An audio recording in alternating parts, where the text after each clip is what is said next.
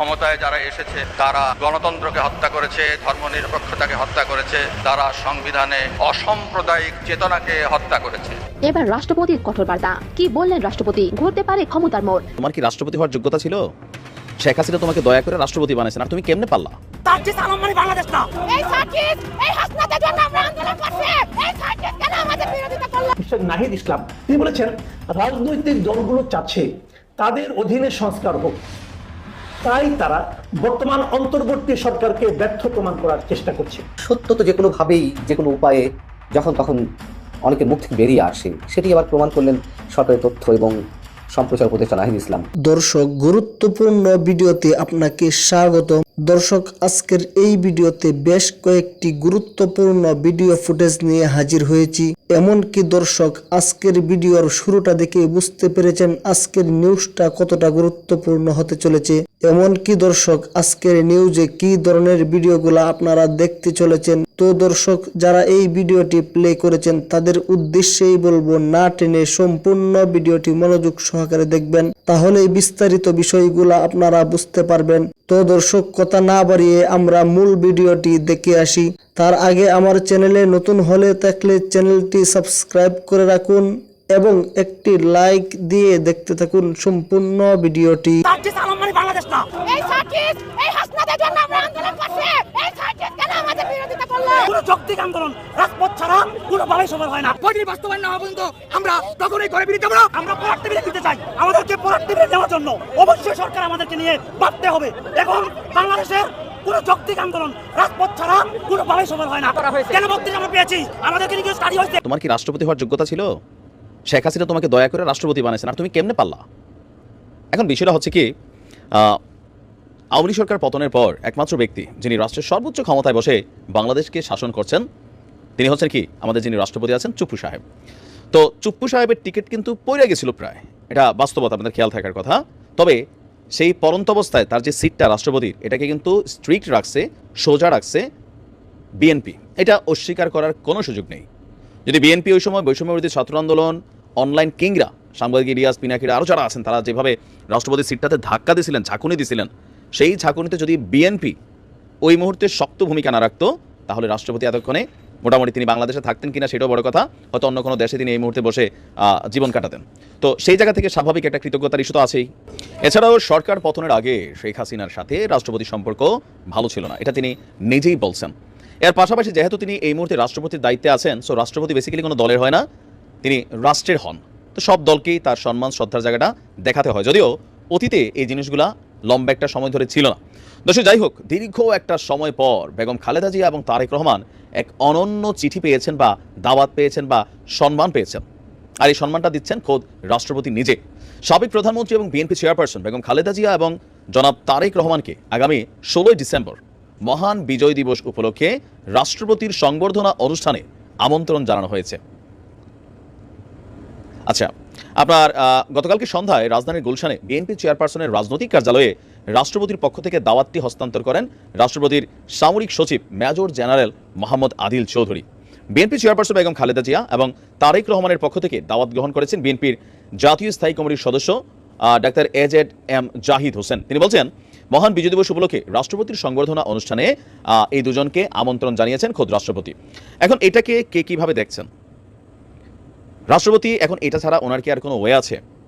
বিশেষ কৃতজ্ঞতার খাতিরে বলেন, আগামী দিনে বাংলাদেশের রাষ্ট্র ক্ষমতায় যাওয়ার ইস্যুটা বলেন, যদি এটা নিয়ে আবার নানান বক্তব্য আছে, আমরা সেদিকে যদি না যাই, তো এই মুহূর্তে একটা নির্বাচন হলে সেখানে বিএনপি পাস করবে চোখ বন্ধ করে, এটা সবাই বোঝে। হয়তো 2 বছর 3 বছর পরে হলে সেখানে সমীকরণ ভিন্নও হতে পারে, বৈষম্য বিরোধী শক্তি এখানে মানে আপনার চলে আসতে পারে, অথবা জামাত ইসলাম চলে আসতে পারে। বাট রাইট নাও 2-4-6 মাসের মধ্যে বিএনপিকে ডিফিট করার মতন কোনো রাজনৈতিক শক্তি এই মুহূর্তে আসলে মাঠে কিন্তু ওইভাবে নাই। সত্য তো যে কোনোভাবেই যে কোনো উপায়ে যখন তখন অনেকের মুখ থেকে বেরিয়ে আসে, সেটি আবার প্রমাণ করলেন সরকারি তথ্য এবং সম্প্রচার উপদেষ্টা নাহিদ ইসলাম। তিনি কয়েকজন বিদেশি অতিথির কাছে বুধবার যে মন্তব্যগুলো করেছেন, তার মধ্য দিয়ে তার বক্তব্যে অনেক ধরনের প্রশ্ন তৈরি হয় এবং একই সঙ্গে সরকারের কিংবা সমন্বয়কদের, ছাত্র সমন্বয়কদের যে বিশেষ উদ্দেশ্য সেটিও স্পষ্ট হয়ে ওঠে। বুধবার সচিবালয়ে ব্রিটিশ গ্লোবাল পার্টনার্স গভর্নেন্স প্রতিনিধি দলের সদস্য চিলির সাবেক সামাজিক উন্নয়ন মন্ত্রী জর্জিও জ্যাকসন সংস্কার এবং নির্বাচন প্রসঙ্গে নাহিদ ইসলামের দপ্তরে দেখা করে সেখানে কিছু প্রশ্ন করেন এবং প্রশ্নের উত্তরে নাহিদ ইসলাম বলছেন, একটু খেয়াল করে শুনুন।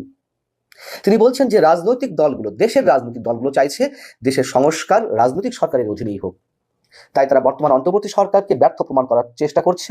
তিনি বলেন শুধু তাই নয়, রাজনৈতিক দলগুলো সংস্কারের পরিবর্তে নির্বাচনকে বেশি প্রাধান্য দিচ্ছে। আরো একটি এর চেয়ে গুরুত্বপূর্ণ অংশ রয়েছে, আমি সেটি বলছি, এবং সেটি সম্পর্কে তাদের যে গভীর আমরা চক্রান্ত বলবো, ষড়যন্ত্র বলবো নাকি উদ্দেশ্য বলবো ঠিক জানি না, তবে সেটা আমি পরে বলছি।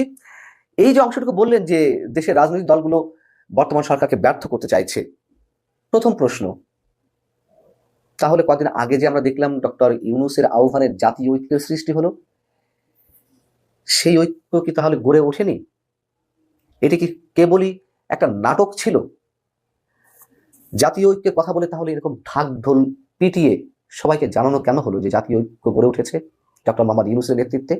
জাতীয় ঐক্য যে গড়ে ওঠেনি সে কথা আমি আপনাদেরকে এর আগে বিশ্লেষণ করে জানিয়েছি। সাংবাদিক ইলিয়াস ভাই আর পিনাকি দাদা দুজনের জন্য আসলে একটা খারাপ সময় আসতে যাচ্ছে। আমরা আঞ্চলিক ভাষায় যদি বলি, খবরই আছে।